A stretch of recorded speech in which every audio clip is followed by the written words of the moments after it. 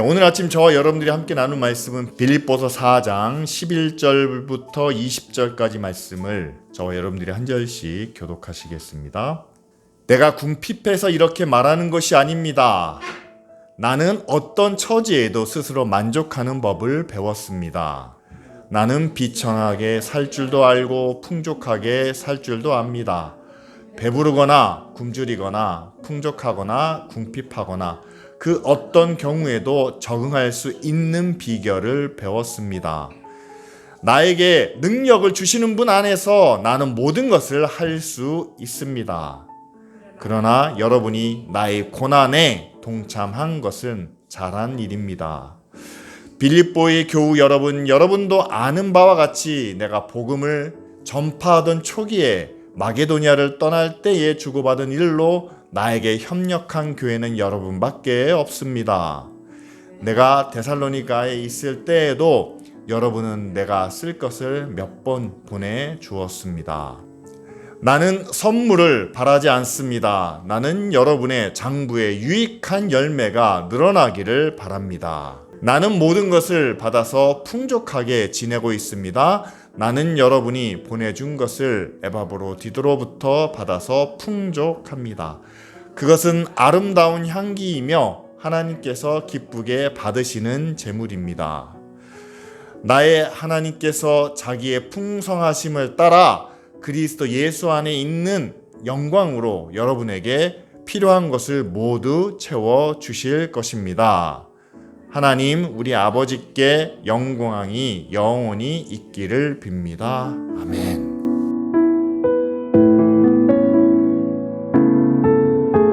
사실 빌립보서 4장 말씀 가운데 가장 친숙한 말씀, 가장 친숙한 구절이 있다면 아마 13절 말씀일 겁니다. 내게 능력 주시는 자 안에서 나는 모든 것을 할 수 있습니다. 여기서 가장 핵심적인 단어가 모든 것을 할 수 있습니다 라는 표현이죠. 모든 것이 어디까지 또한 무엇을 의미하는 것이냐. 어떤 분들이 이렇게 말합니다. 하나님의 뜻 안에서라면 우리는 모든 것을 할 수 있습니다. 내가 원하는 것, 내가 바라는 것, 내가 구하는 것, 그 모든 것이 다 이루어질 수 있습니다 라고 말씀하시는 분이 있고, 또 다른 한편에는 이건 주로 제가 생각하는 부분인데요, 하나님의 뜻을 이루는 것은 모든 것이 가능합니다. 하나님의 의를 이루는, 하나님의 사랑을 이루는, 하나님의 선하심을 이루는 일은 무엇이든지 할 수 있습니다. 따라서 그 기준은 저에게 있는 것이 아니라 하나님께 있습니다. 하나님은 모든 것을 하실 수 있지만 그 하나님께서 내가 원하는 모든 것을 다 들어주시는 분은 아닙니다 라고 설명할 수 있겠죠. 자, 이 두 가지 해석을 나누는 것은 바로 가치관입니다. 어떤 가치관을 가지고 있느냐. 요즘 교회가 참 많이 오르내리고 있습니다. 뉴스에.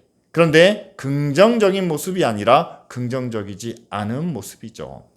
저는 여러분들과 이 이야기를 함께 나누고 싶습니다. 만일 모든 것이 가능합니다. 그것이 하나님의 의, 하나님의 선하심 안에서. 이런 가치관을 교회가 성도들과 함께 나누고 교회가 청소년들, 청년들에게 가르쳤다면 지금과 같은 이런 비난과 비판은 당하지 않았을 텐데 라는 생각을 하게 됩니다. 뉴스에 나오는 몇 가지 문구를 제가 그냥 여러분들에게 보여드리는 거예요. 여러분 저걸 보면서 왜 목사님이 저렇게 한쪽으로 편향됐을까라고 말씀을 하시는데, 저는 여러분들에게 어떤 정치적인 색깔을 말씀드리고 싶지 않습니다. 교회 안에는요, 보수도 있고 진보도 있습니다. 교회 안에는 여당을 지지하시는 분도 있고 야당을 지지하시는 분들도 있습니다. 자, 이렇게 교회는 두 가지 성향이 동시에 존재하기 때문에 어느 한 편을 우리가 치우쳐서는 안 되겠죠. 하지만 그런 교회가 꼭 지켜야 할 기준이 있습니다. 내가 생각하는 것, 내가 믿는 것, 내가 주장하는 것이 옳기 때문에 나와 다른 사람은, 나와 반대편의 사람은 저 사람은 악이고 원수고 저주받아야 마땅하다는 그런 정죄를 교회가 가져서는 안 되겠죠. 내가 항상 우위에 있고 나와 다른 종교, 나와 다른 주장, 나와 다른 이념은 항상 아래에 있어야 된다는 그런 차별도 가져서는 안 됩니다. 더군다나 내가 주장하는 것을, 내가 원하는 것을 위해서 권력이나 힘이나 어떤 다른 수단을 통해서 상대방에게 피해를 주거나 억압하거나 아니면 상대방을 심지어는 죽여야 된다, 없애야 된다라는 그런 주장도 절대 교회가 용납해서는 안 되는 부분이죠. 여러분, 한마디, 한 구절 말씀으로 우리는 그것을 정의할 수 있습니다. 예수님께서 뭐라고 말씀하셨습니까? 원수까지 사랑하라 라고 말씀하셨습니다. 이는 이로, 눈은 눈으로 갚으라는 것이 구약의 율법이었다면 우리에게는 그렇지 않다는 거예요. 핍박하는 자를 위해서 기도하고 우리의 원수까지도 용서하고 그들을 위해서 기도하라. 여러분들의 원수가 누굽니까? 교회의 원수가 누굽니까? 다른 종교를 믿는 사람들, 오히려 교회를 핍박하는 사람들, 우리와는 다른 이념, 다른 종교, 다른 주장을 하는 사람들에 대해서 우리가 가져야 될 자세는 나보다 그들을 낮게 여기고 그들을 용서하고 또한 그들을 사랑하는. 따라서 지금 교회의 이름으로 나타나는 여러 가지 정치적인 행위나 선동이나 심지어는 폭력은 그것은 교회가 절대 용납할 수 없는 그런 부분이라는 것을 분명하게 말씀드립니다. 교회는 정치적인 집회에 참여하지 않습니다. 교회는 그런 선동에 앞장서지 않습니다. 교회는 옳고 그름만을 나타낼 뿐입니다. 저는 진보가 옳다고 말씀드리는 게 아닙니다. 보수가 틀렸다고 말씀드리는 게 아닙니다.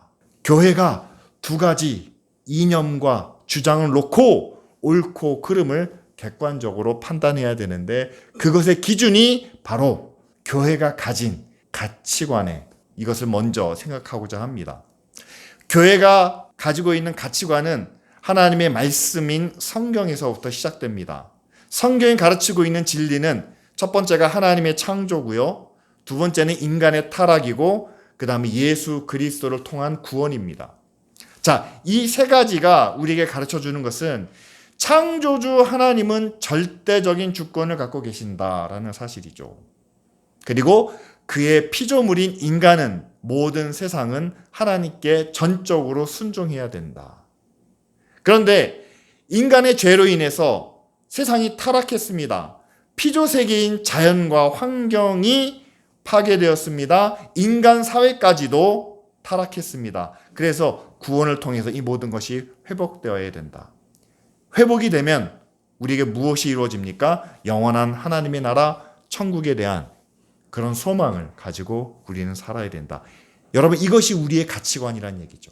그래서 역사적으로 보면은요, 1500년대에 종교개혁이 이루어지지 않습니까? 따라서 칼빈이 이런 가치관에 의해서 5가지 중요한 교리를 우리에게 소개해 주는데 인간의 전적인 타락, 하나님의 무조건적인 선택, 그리고 십자가를 통해서 이루어지는 제한적인 속죄, 그리고 믿음으로 말미암아 구원받은 그 구원의 은혜는 불가항력적으로 우리에게 주어진다. 그래서 마지막으로는 그 은혜 가운데서 성도가 하나님 나라로 견인되어야 된다.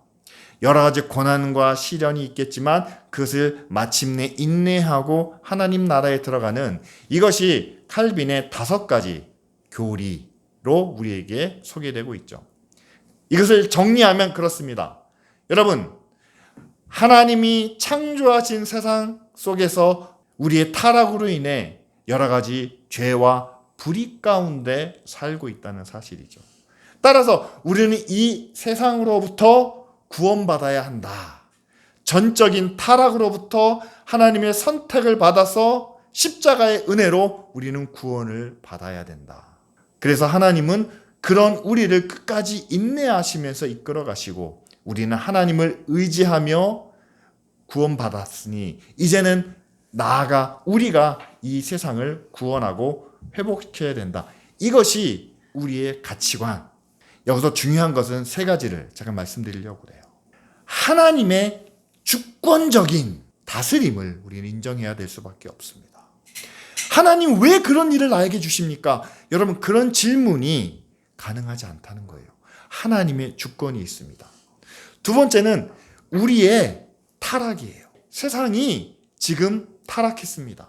다시 말씀드리면 여러분, 지금 세상이 정상이 아니에요. 우리는 그렇게 생각합니다.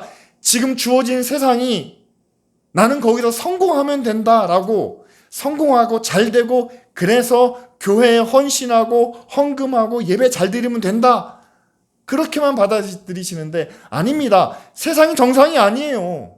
우리는 세상을 구원해야 할 책임이 있습니다. 깨어진 세상을 다시 하나님의 의로, 하나님의 선하심으로 우리는 구원해야 할 책임이 있습니다. 마지막으로 성도의 견인은요, 이것은 그냥 이루어지는 것이 아니라 고난과 시련 가운데 성령이 이끄시는 대로 우리가 참고 인내하며 나아가는 그런 고난의 길임을 우리 가운데 말씀합니다. 잘 아시는 것처럼 철로 역정이 그런 스토리를 우리에게 말해주고 있지 않습니까? 자, 이런 가치관 속에서 오늘 우리가 함께 읽은 말씀을 해석하기 위해서는요, 빌립보서 내용도 우리가 함께 살펴봐야 될 줄 믿습니다. 빌립보서 1장을 우리가 함께 나누면서 1장 21절에 내가 사는 것이 그리스도니 죽는 것도 유익함이라 라는 바울의 고백을 우리가 함께 나눴습니다. 죽는 게 유익하다는 거예요. 세상의 삶을 끝내는 것이 오히려 유익하다. 그것은 무슨 말입니까? 예수 그리스도를 위해서 살면 그 죽음 이후에 더 좋은 세상이, 더 좋은 삶이 약속되어 있다는 것을 우리에게 말씀하고 있지 않습니까? 어떻게 해서든 이 땅에서 잘 사는 게 제일 좋다라는 그런 가치관을 온전히 내려놓게 만들고 있죠. 2장에서는 예수 그리스도가 이 땅에서 얼마나 낮아지셨는지, 그리고 그분을 얼마나 하나님께서 높이셨는지 예수님의 비하와 승귀에 대한 말씀이 나옵니다. 그리고 이 편지를 받는 빌립보 교인들에게 너희도 그 예수 그리스도의 마음을 품으라 라고 이렇게 말씀하시죠. 예수 그리스도의 말씀을 품으면요, 우리도 예수님처럼 이 땅에서는 낮아지는 삶을 살 수밖에 없습니다. 낮아지게 된다라는 거죠. 하지만 그렇게 낮아지면 하나님께서 우리를 높이시는데요, 여러분, 예수님이 높아지시는 과정을 다시 한번 기억해 보시길 바랍니다. 십자가에 죽으시고 장사 되셨습니다. 사흘 만에 다시 부활하시고 바로 하늘에 오르사예요. 이 땅에서 높아지신 게 아니라는 것을 꼭 기억하시길 바랍니다. 하늘에서 높아지셨습니다. 하나님 보좌 우편에 앉으시고 예수님의 이름을 모든 사람들 위에 더 뛰어난 이름을 주시고 모든 사람들이 그 발 앞에 무릎을 꿇는데 예수님이 이 땅에 살아 계셨을 때가 아니라 하늘 하나님 보좌 우편에 계실 때 그렇게 높이셨다라는 사실이죠. 따라서 우리도 예수 그리스도의 마음을 품으면은요, 이 땅에서 주님이 낮아지신 것처럼 우리도 낮아지면은요, 분명히 저와 여러분들의 이름을 하나님께서 높이실 줄 믿습니다. 높아지게 하실 줄 믿습니다.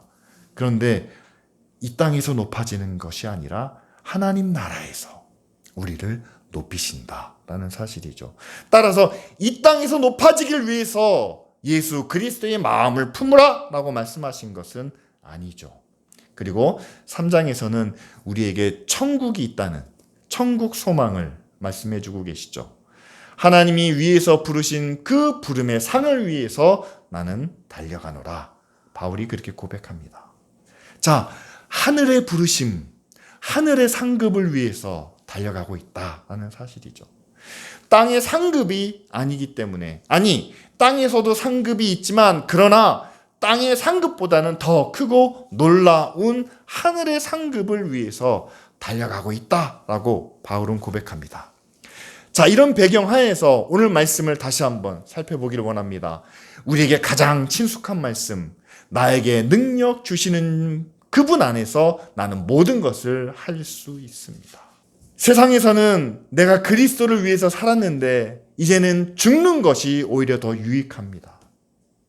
예수 그리스도의 말씀을 품으면, 그분의 마음을 품으면 우리는 죽기까지 낮아질 수 있지만 저 천국에서는 다시 높이실 겁니다. 나는 하나님이 부르신 그 부르심의 상급, 저 하늘의 상급을 위해서 달려가고 있습니다 라고 고백한 바울이, 여러분 나는 모든 것을 할 수 있습니다 라고 해놓고 땅에서의 성공을 위해서, 땅에서의 만족을 위해서, 땅에서의 물질의 복을 위해서 나는 여러분들에게 모든 것을 줄 수 있습니다 라고 말했을까요? 아니죠. 그렇다면 지금의 교회가 내게 능력 주시는 분 안에서 여러분은 모든 것을 할 수 있습니다. 취업을 원하십니까? 취업할 수 있습니다. 성공을 원하십니까? 성공할 수 있습니다. 자녀들이 잘 되길 원하십니까? 능력 주시는 분 안에서 자녀들이 잘 될 수 있습니다. 여러분 이렇게 해석하는 게 과연 맞을까요? 저는 모든 것의 범위가 땅의 것에만 제한되지 않고 하늘을 향하고 있다는, 하늘을 바라고 있다는 사실을 함께 나누고 싶습니다. 내가 원하는 것이 아닌 하나님이 원하시는 것. 하나님은 우리에게 무엇을 주기 원하십니까? 천국에서 우리가 큰 상급을 받기 원하십니다. 땅에서는 예수님의 길을 따라서 잠시 낮아질지라도 하늘에서는 영광의 이름을, 뛰어난 이름을 갖기를 원하십니다. 바울이 고백하는 것처럼 지금 죽는 것이 유익할 수도 있습니다. 왜냐하면 하늘의 놀라운 영광이 기다리고 있기 때문입니다. 그런 마음을, 그런 가치관을 가지고 모든 것을 하나님 안에서 구하고 바라는, 여러분 그런 믿음을 우리에게 말씀해 주고 계신다는 사실이죠. 여러분 12절에 보면은요, 바울이 고백하는 거예요. 나는 가난할 줄도 알고, 나는 배고플 줄도 알고, 나는 어떤 상황에서도 적응할 수 있는 그런 비결을 배웠습니다. 우리가 잘 살게 되고, 우리가 성공하게 되고, 우리가 많은 것을 누리게 되면은요, 그렇게 이야기합니다. 한 번 누리면 그것을 빼앗기는 것을, 그것을 잃어버리는 것을 참지 못한다 라고 말하죠. 그런데 바울은 말합니다. 예수님을 만나기 전에 그는 인류의 삶을 살았습니다. 존경받는 자리를, 능력 있는 자리를, 힘 있는 자리를 살았습니다. 그런데 나는 그 모든 것을 예수 그리스도 때문에 잃어버리고도, 그것을 다 빼앗기고도 그 상황에 적응할 수 있는 비결을 배웠습니다 라고 고백하죠. 그다음 그것이 어디서 오는 걸까요? 내게 능력 주시는 분 안에서 나는 이것까지도 배웠습니다. 할 수 있습니다 라고 고백하는 것 아니겠습니까? 기쁜 우리 교회가 잘 되고 부흥하고 성장할 때, 여러분 하나님 안에서 우리는 이 모든 것을 이루었습니다 라고 고백하는 것이 맞습니다. 하나님의 은혜 안에서 우리는 많은 것을 얻을 수 있고 구할 수 있고 또한 취할 수 있었죠. 그러나 반대로 교회가 어려워지고 힘들어지고 또한 우리에게 여러 가지 아픈 경험들이 있다 할지라도, 그런 가운데서 우리는 빼앗겼기 때문에, 잃었기 때문에 하나님 밖에 있는 하나님의 능력이 우리 안에 없는 그런 상황이 아니라, 저와 여러분들은 하나님이 우리와 함께 하시는 가운데 그분이 우리에게 주시는 그 능력으로 지금의 상황도, 지금의 어려움도 견딜 수 있습니다 라는 고백을 우리가 하나님께 드려야 하는 것 아닐까요? 왜냐하면 여러분, 바로 이 말씀 다음 14절에 빌립보 교회를 향해서 바울이 이렇게 칭찬합니다. 나는 여러분들이 나의 고난에 동참한 것을 참 잘한 일이다 라고 이렇게 칭찬한다라는 사실이죠. 고난에 동참한 것을 칭찬하는 사람이 어디 있습니까? 가난을 칭찬하는 사람이 어디 있겠습니까? 세상의 가치관이라면 칭찬할 만한 일이 아니죠. 오히려 더 분발하십시오, 더 노력하십시오, 더 힘쓰십시오 라고 권면해야 하지 않겠습니까? 그런데 바울은 이렇게 이야기합니다. 나와 함께 고난에 동참한 여러분들은 참 잘했습니다. 바울의 가치관은 세상의 그 무엇에 있지 않았다는 사실이죠. 오히려 바울이 예수 그리스도 안에서 하나님의 구원을 위해서 일했을 때 그 바울과 함께 했던 바울의 의를, 바울의 선함을 함께 했던 그 사람들이 고난을 당할 때 그것을 오히려 칭찬해주고 높여주었다는 사실이죠. 교회의 가치관이 바로 그래야 한다라고 생각합니다. 그렇다고 해서 제가 바울처럼 여러분들에게 제가 어려울 때 여러분도 같이 어려워지십시오라고 말씀드리는 것은 아니에요. 오히려 저는 이렇게 여러분들에게 말씀드리고 싶습니다. 저는 기쁜 우리 교회를 통해서 하나님의 뜻을 구합니다. 하나님의 의를 구합니다. 기쁜 우리 교회를 통해서 하나님의 의와 선하심이 이 땅에서도 이루어지기를 원합니다. 저는 다른 것을 구하지 않아요. 다른 것이 우리에게 나타나기를 원하지 않습니다. 우리를 통해서 하나님의 의가, 하나님의 선하심이, 그리고 하나님의 능력이 이 땅에서도 이루어지기를 구합니다. 그런데 그것을 위해서는 늘 좋은 일만, 성공만, 만족만 있는 것이 아니라 오히려 그렇지 못한 일들이 많을지라도 끝까지 그것을 이루어가는, 구하는 그런 모습들이 우리에게 나타나야 되지 않을까요? 이런 가치관을 전하는 데 있어서 참 어려움이 많지만, 그러나 바울이 우리에게 주는 한 가지 힌트가 있습니다. 15절과 16절에 이렇게 나타납니다. 빌립보 교인들이 복음을 전할 때 마게도냐를 떠나 있을 때 바울을 도와줬던 교회가 빌립보 교회밖에 없었다라고 말하고, 16절에는 데살로니가에 있을 때도 내게 쓸 것을 전해 주었다라고 바울이 고백을 합니다. 그러면서 바울이 이렇게 얘기하는 거예요. 나는 여러분들의 선물을 바라는 게 아닙니다. 단지 나는 여러분들의 장부에 유익한 열매가 늘어나기를 바랍니다. 라고 이렇게 이야기를 하죠. 저는 기쁜 우리 교회가 많은 사역들을 감당합니다. 탄자니아에서도, 광주 다문화 학교에서도. 저는 여러분들이 그런 교회의 사역에 헌신하기를, 열심을 가지시기를 저는 바랍니다. 저는 그런 말씀을 드릴 때마다 그것을 통해서 교회가 성장하고 교회가 부흥되고 교회가 잘 되는 것, 그것을 원하지 않는다라고 말씀을 드렸습니다. 저는 여러분들이 하나님의 선한 일에, 하나님의 의로운 사역에 함께 동참해서 저와 여러분들의 이름도 하나님 나라 생명책에 기록되어 있는 것을 믿습니다. 그런데 거기에 보니까 바울은 장부라고 얘기를 해요. 우리의 이름 옆에 아마 작게 기록되어 있는 그런 내용이 있을 거다라고 저희는 추측해 봅니다. 근데 거기에 뭐라고 기록되어 있을까요? 저는 기쁜 우리 교회라는 그런 이름 옆에는 분명히 탄자니아 어린이 사역이 기록되어 있다 저는 믿습니다.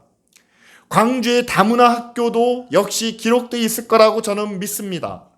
그리고 이런동에서 저희가 했던 라면 사역과 국수 사역과 또한 이웃 어르신들을 섬겼던, 어린이들을 섬겼던 그 사역이 기쁜 우리 교회 이름 옆에 반드시 기록되어 있을 거라 믿습니다. 그렇다면 여러분들의 이름 옆에는 어떤 열매가 기록되어 있을까요? 저는 모르지만 분명히 여러분들이 지금까지 살아오시면서 하나님의 선한 일을, 하나님의 의로운 일을, 하나님께서 기뻐하시는 일을 했던 그 모든 것들이 하나씩 하나씩 다 기록되어 있다라고 저는 믿습니다. 그런데 안 믿는 사람은, 때로 의심하는 사람들은 그렇게 생각할 수도 있다는 거죠.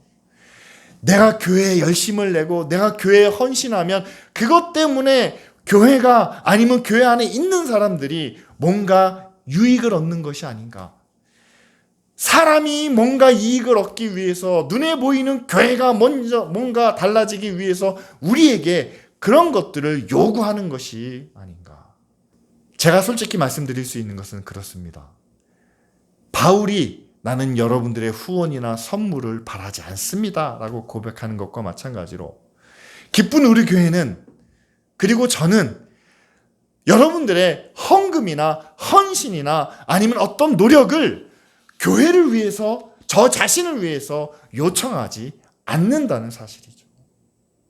저는 여러분들이 꼭 우리 교회를 통해서 어떤 사역을 하는 것을 요구하지도 강요하지도 않습니다. 여러분들이 하실 수 있다면 여러분 직장에서 하시길 바랍니다. 여러분 가정에서 하시길 바랍니다. 그런데 교회가 이런 좋은 기회를 여러분들에게 소개했으니 교회를 통해서 지구 반대편에 있는 어린이들도 섬기시고 또한 우리 주변에 있는 어려운 그런 어린이들을, 그런 가정을 우리가 돕고 섬기는 것이 마땅하지 않겠습니까? 그래야 18절 말씀에 나오는 것처럼 우리가 하나님께 아름다운 향기가 되고 또한 하나님께서 기뻐하시는 그런 제물이 되지 않을까요? 저는 확신합니다. 기쁜 우리 교회는 하나님께 아름다운 향기고 또한 하나님께서 기쁘게 받으시는 그런 제물인 줄 믿습니다. 왜냐하면 우리는 다른 것을 구하지도 바라지도 않기 때문이죠.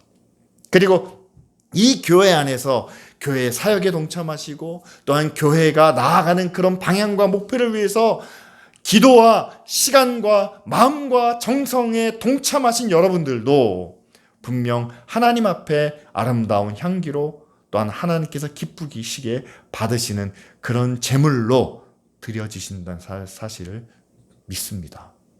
중요한 것은 우리가 그렇게 받아들이고 있지 못하다는 사실이에요. 내가 과연 아름다운 향기인지, 하나님께서 기쁘시게 받으시는 제물인지. 뭔가 아름다운 향기라면 사람이 보기에도 아름다워야 되고, 하나님께 드려지는 제물이라면 사람이 보기에도 뭔가 그럴듯해야 할 것처럼 받아들인다는 거죠. 그러나 여러분, 앞서 말씀드린 바대로 지금 세상은 정상이 아니라는 사실입니다. 만일 교회가 세상의 가치관으로 자기 자신을 판단한다면 그것도 제대로 된 판단은 아니다라는 사실이죠. 그래서 저는 여러분들과 함께 이런 가치관을 나누고 싶습니다. 앞에서 말씀드린 것처럼 우리는 세 가지 진리를 통해서 우리의 가치관을 세워야 합니다. 하나님이 우리를 만드셨습니다. 뿐만 아니라 우리의 모든 것을 다 공급해 주시는, 채워주시는 그런 하나님이시죠. 따라서 하나님께서 주신 그 모든 것으로 하나님의 뜻을, 하나님의 의와 거룩을 나타내는 향기로운 제물로 살아가는 것이 우리의 삶이고 교회의 목표라는 사실을 우리가 함께 나누기 원합니다. 세상에서의 성공이 아니고 세상에서의 부흥이 아니고 세상에서의 결과가 아니라 하나님의 의와 거룩하심을 나타내는, 우리는 불살라 드려지는 그런 제물이 되어야 한다. 두 번째는 죄로 물든 타락한 우리를 십자가의 은혜로 구원해 주셨다는 사실이에요. 여러분, 구원받지 못한 세상으로부터 우리는 구원받은 하나님의 자녀로 구별되어야 한다는 사실이에요. 그럼 세상이 왜 이렇게 타락했습니까? 여러분, 타락한 이유는 단 하나입니다. 올바르지 못한 불의한 욕심 때문이죠. 교회도 올바르지 못한 욕심을 가질 때가 있습니다. 목사도 잘못된 욕심을 가질 때가 있습니다. 저와 여러분들도 자칫 잘못하면 나만을 위한, 우리만을 위한 지나친 욕심을 구할 때가 있습니다. 근데 세상은 그것을 정당화해요. 누구나 다 그렇게 욕심 부리며 사는 거지. 그 욕심은 자연스러운 거야. 그 욕심도 하나님께서 주신 거야 라는 헛된 진리를 내세우고 있습니다. 여러분, 불의한 욕심으로부터 떠나는 그것이 우리에게 올바른 가치관을 주는 그런 첫 번째 단계라는 사실이죠. 마지막으로 우리에게는 부활신앙이 있습니다. 하나님의 나라가 있습니다. 하늘의 상급이 있습니다. 그런데 그 상급은 예수님의 낮아지심과 높아지심처럼 낮아져야 될 수도 있다는, 하늘에 우리의 장부가 기록되어 있는데 그 장부에서 뭔가 우리가 하나님께 내세울 만한, 하나님께 인정받을 만한 그것을 위해서는 이 땅에서 우리가 고난과 어려움을 견딜 수도 있다는, 바울이 빌립보 교회한테 말하는 것처럼 나를 위해서 나와 함께 고난에 동참한 여러분들은 잘한 일입니다 라고 하는 것처럼 우리도 이 땅에서 어려움을, 또한 시련을 겪어야 한다는, 그것이 여러분 우리가 가져야 할 올바른 가치관이다.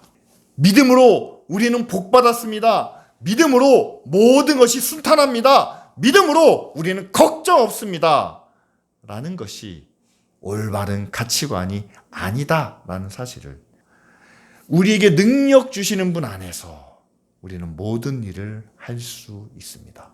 하나님의 나라를, 하나님의 뜻을, 하나님의 영광을 나타내는 그 모든 일을 우리에게 하게 하신다라는 사실이고, 여러분 우리가 어떤 사람으로 기억되길 원하십니까? 이 땅에서 어떤 이름을 남기고 싶으십니까? 그런데 여러분, 이 땅에서 남기는 이름은요, 한 세대가 지나면 다 잊어버립니다. 그러나 천국에 기록되어 있는 여러분들의 이름은, 그리고 천국에 있는 장부 여러분들의 이름 옆에 기록되어 있는 아름다운 열매는 결코 사라지거나 잊혀지지 않는다는 사실이죠. 이 시간 우리 함께 기도하기를 원합니다. 하나님이 기뻐하시는 일을, 하나님이 자신의 영광을 위해서, 자신의 나라를 위해서 우리에게 맡겨주신 그 모든 일을 하나님 안에서 할 수 있습니다 라는 믿음으로 고백하는 저와 여러분들이 되기를 원하고, 천국에 있는 우리의 이름과 그 장부 옆에 아름다운 열매가 하루하루 쌓아지게 하옵소서. 그것이 우리의 목표고 우리의 가치고 우리의 삶의 이유가 되게 하옵소서. 이 시간 다 같이 함께 기도드리겠습니다.